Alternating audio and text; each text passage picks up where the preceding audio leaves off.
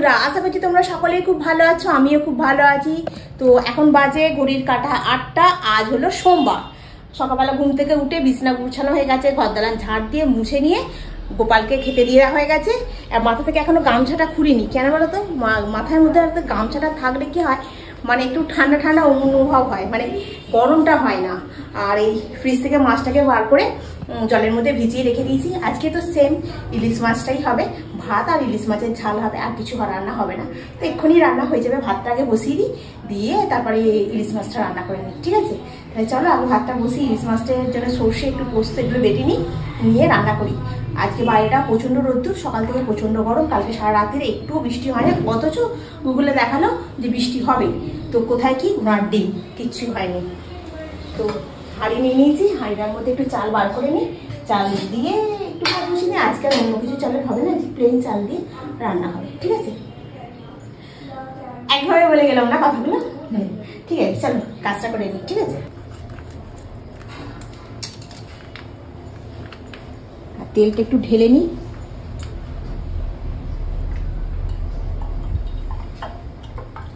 সর্ষের তেলটা আমাদের বেশি কাজে লাগে না। ওই তোমার ধরো ইলিশ মাছ হলে কি মাছ ভাজতে, আলু ভাতে মাখতে, এইগুলোতে সর্ষের তেলটাই বেশি লাগে। আবার যখন দেখি রিফাইন্ড অয়েলটা দেখি মানে ফুরিয়ে আসছে, তখন আবার সর্ষের তেলটা দিয়ে রান্না করি তখন। আর এইটাতে ঢাললে না বেশ সুবিধা। তাও তো চলকাচ্ছে, এক ফোঁটা পড়ে যাচ্ছে নিচে। ব্যাস, আর দেবো না, হয়ে গেল, হয়ে গেল। আর এখনো আছে কিছুটা, এটার মধ্যে ঢেলে নেবো। ঢেলে ওইখানে ড্রয়ারের ভিতরে ঢুকিয়ে রেখে দেবো, ব্যাস।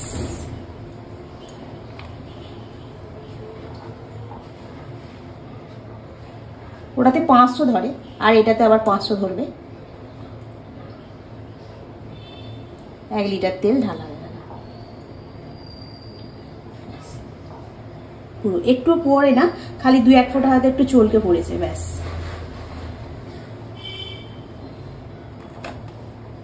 এটাতে এখনো তেল আছে, এটা একটু এরম করে আর এই জানলার ওখানটা রেখে দিই, যতটা আছে ঝরে পড়ে যাবে।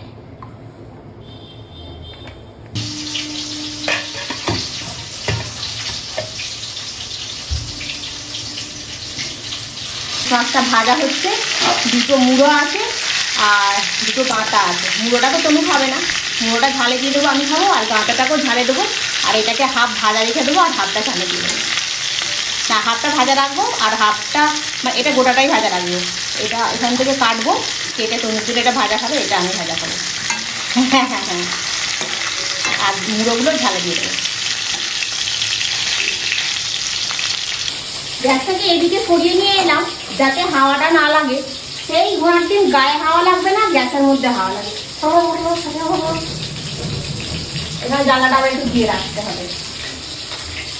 তো এখন মাছটা আর একটু ভাজা হবে, হোক, দিয়ে মুখে একটু যখন ক্রিমটা মেখে নিই, নাহলে এই ড্রেসিং টেবিলের একটু পরিষ্কার করে নিই, তারপরে হাতটা ধুয়ে বড় হচ্ছে ক্রিমটা মাখবো। এত গরম না, আর তলায় একটু এসে দাঁড়ালে যেন শান্তি। ড্রেসিং টেবিলটা অপরিষ্কার হয়ে আছে, কাল থেকে ভাবছিলাম করবো, রবিবার দিনকেই বসে বসে গল্প করতে গেলে আর কাজ হয় না। চল আগে ড্রেসিং টেবিলটা একটু পরিষ্কার করি, করে তারপরে মুখে ক্রিমটা মেখে দিয়ে তারপরে মাছটার মধ্যে ঝালটা ঢেলে দিলেই মাছটা দিয়ে রান্না হয়ে যাবে কমপ্লিট।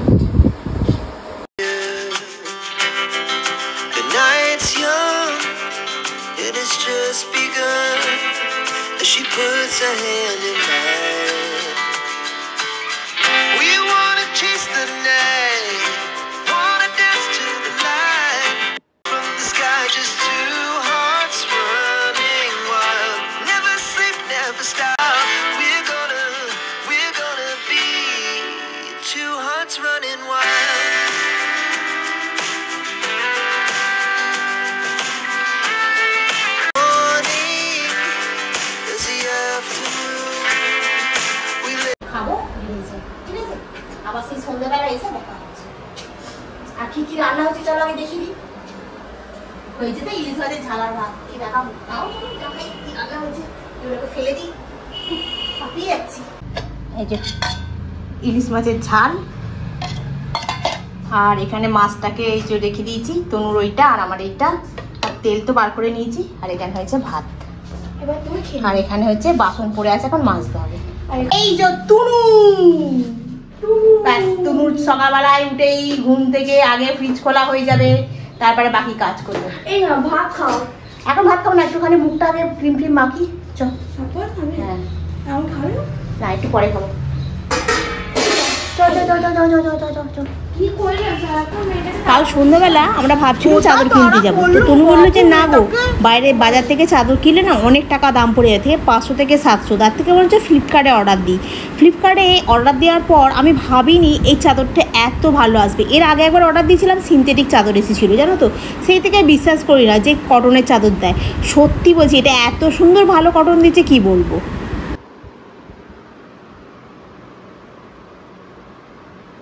গুড ইভিনিং বন্ধুরা, সন্ধ্যাবেলা বাড়ি এসেছি, তার আগে আমাদের বাড়িতে একটা চাদর এসছে। সেই চাদরটা মানে এতটা কম দাম কি বলবো। কত দাম নিয়েছিল বাবাই? 264 টাকায় একদম কটনের ওই অত সুন্দর চাদরটা। ঠিক খানিকটা লটারি লাগার মতো হয়ে গেল না ব্যাপারটা, তাই না? আমরা লটারি পেয়ে গেছি। আর ওই চাদরই আজকে আমরা আবার অর্ডার দেওয়ার জন্য করছি, আর 409 টাকা হয়ে গেল। তাহলে আমরা লটারি পেয়ে গেছি আজকে। চাদরটা সত্যি খুব ভালো আছে, কটনের চাদর। এত মানে বালিশের সেট দিয়ে, জুতোটাকে খুলে রাখলাম, বাথরুমে গেছিলাম, বালিশের সেট দিয়ে কটনের চাদর ওই দামে পাওয়া যাবে না। বারান্দার লাইটটা অফ করে রেখে দিয়েছি, প্রচন্ড গরম হচ্ছে বলে বারান্দার লাইটটা অফ করে রেখেছি। আর আজকে হিমসাগো আম নিয়ে এসেছি, মানে এই আম আর পাওয়া যাবে না, এই তো বিভূতারানী মিটে যাবে, আম শেষ। ওই জন্য বেশি নিয়ে আসিনি, অল্প করেই 1 কেজি 4টে হয়েছে মাত্র নিয়ে এসছি। এটা এখন জলে একটু ভিজিয়ে রাখি, রেখে রাত্রিবেলা তনু কি বলছে ওটস দিয়ে কি সব বানাবে জানি না। দেখো না, এখানে বাসন পড়ে আছে, মাথাটা এত যন্ত্রণা করছিল, ভালো লাগছিল না যেন কিছু করতে।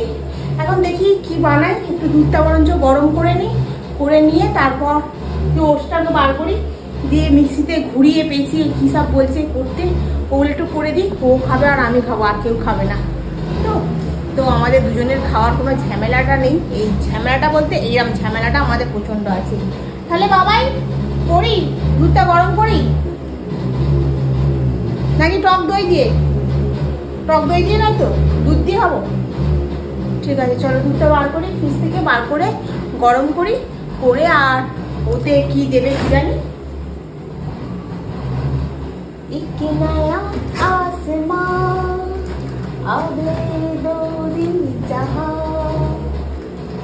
হ্যাঁ বাবা, ইলিশ মাছ রয়েছে,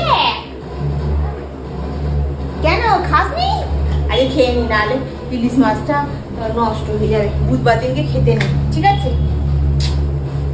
চলো আগে দুধটা গরম করি, বাসনগুলো মাজি, মেজে তারপর কি ওটস ফোটস করি দেখি। বাসনগুলো মেজে নিয়েছি, দুধটাকে গরম করে ঠান্ডা করে আম কেটে এর মধ্যে কলা দিয়ে, 2টো আমন্ড দিয়ে, ওটস দিয়ে, দুধ দিয়ে বানিয়ে দিয়েছি। এবারে খাক, তনু শুয়ে পড়েছে অলরেডি, কারণ পায়ে খুব যন্ত্রণা হচ্ছে। এনে রে, নিচে রাখলে হবে না, এটা কিন্তু বসে যাচ্ছে ঘন মতো।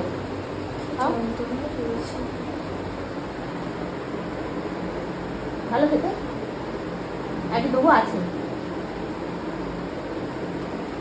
এই ফার্স্ট টাইম হচ্ছে আমাদের বাড়িতে স্মুদি খাওয়া।